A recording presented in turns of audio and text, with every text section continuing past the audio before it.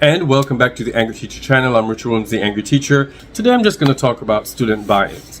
I've been seeing spoken to a couple this year, and getting their students invested in the lesson, in the class itself, is problematic for them. So I'm going to give you some ideas on how to get this done. Right? I'm just going to give you some ways to get buy-in to the different lessons that you have. Okay, so let's get into it. Remember, if this is your first time, thanks for coming by. If you've been here before, thanks for coming by. Go ahead and subscribe, like, and ring the notification bell for the next dope Angry Teacher video. Let's get into it. I'm going to give you 4 ways, all right? So the first one is give students tasks. Now, you don't have to stress about every day getting a student something to do. You don't have to stress about every day getting every student to do something outside of the lesson or in reference to the classroom. However, especially elementary school and maybe middle school teachers, mostly elementary school teachers, since you have the same kids for the most part all day, it's easier for you all to assign, you're going to do cleanup this week, you're going to do X, Y, and Z this week, and so on and so forth.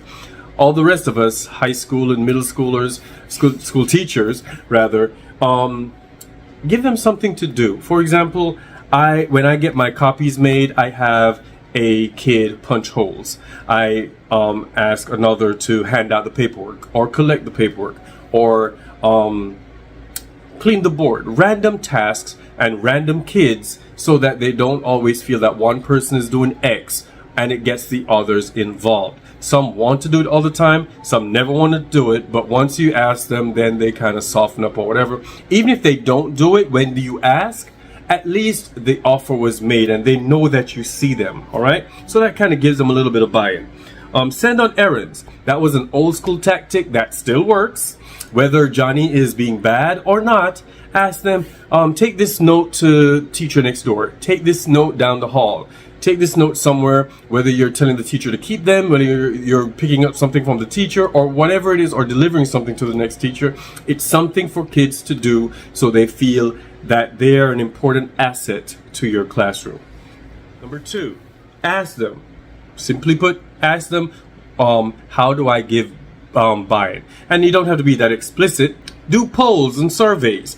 Ask them, what would you like to do next class? If we read a book, what activities would you like to do? Now, teachers are good at doing 2 surveys, one at the beginning maybe, but definitely at the end. Do some in between. Do some before the next lesson. We're starting a new unit. What activity do you think we should participate in? If we did X, would you be okay with? Stuff like that. Have come to Jesus moments. I do that a lot, especially as the older kids. It's easier for us to just sit. I pull up my stool. I have like 3 of them in the room. I pull up my stool in the front of the room and I just sit and, okay guys, what's going on? Guess what happened today? Or do you believe that X or whatever? What's going on in your mind? If somebody asks me a question that kind of jogs my memory about something I was going to talk about, or somebody asks me a question that I have no answer to, I throw it out at the kids. Or somebody has something to say that affects all the kids, I throw it out to the kids. But it's a structured discussion, if you will, a structured come to Jesus moment where we just talk as a family. By the same token, discussion is an extra, but I'm just going to throw in there because it helps. You don't always have to have something written down. And once again, I'm fortunate enough to not have to teach to a test all the time because of the types of kids I teach. However, there are moments that you can find regardless, and we're just going to talk about it. Okay? Talking it out, ask them.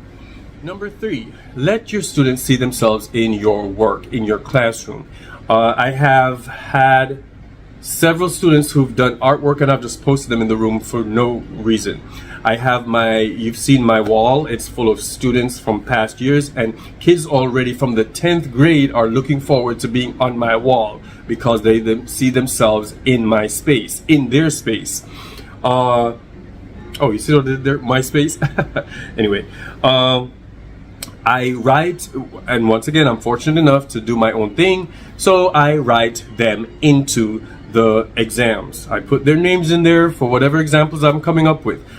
Sometimes I put them in the passages that we go over, that when I'm teaching literary devices, I will use their names. and it might be a truthful situation or not. Chances are it's not. I just use their names and they're like, oh my God, they pay attention for that one assignment, right?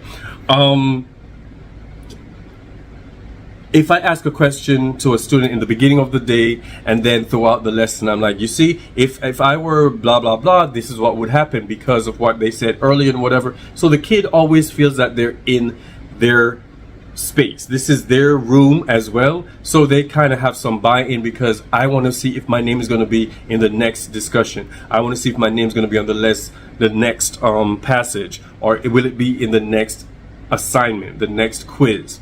It's a great thing to get kids to buy into your class. Lastly, number 4, and I'm very big on this, and because of what I teach literature, English, so it's easier for me to do it. Add novelty. It adds student engagement. Go outside. Or if you're mostly outside, go inside. Change seatings. I never assign, for the most part, I never assign groups. I let them choose their own groups, but once I'll choose it just to shake things up. Have them stand. You've seen my standing discussion parties. I'll drop a link down below so you can check it out. And it's in most of my products because I believe in novelty. They'll remember, oh yeah, that lesson when we were standing. Oh, that lesson when I had to sit with a kid I don't like. Oh, that lesson when we were able to run around the room, or we had to do stations. Whatever doesn't become trite. Stand somewhere else when you teach, or sit with the students. I do that a lot. I sit in the groups with them, not just to help them, but just to hear their discussion, just to see while they're working, just to ask the kid who I couldn't work his name into the lesson per se, but I said to him, how you doing, buddy? And we just talk while they're working. Bring their environment into the classroom. Bring their experiences into the classroom. And once again, I teach literature or novels and short stories, but bring things that they can relate to socially, and so it will bring up their engagement, and it will add to their engagement into your classroom, in your class, and so that will get them buy-in. They will spread the word, and then word of mouth is essential because kids will start thinking that you have that class, you are that teacher. So hopefully those 4 things will help you get student buy-in, because it's a big deal, especially now when kids are completely distracted. It helps to have something else for them to do and look forward to. All right, so let me know if any of these work. Let me know if you have any other. Drop them down below and we'll make a big deal out of it and help everyone get kids to pay attention in class. All right, catch y'all in the next video. Love y'all.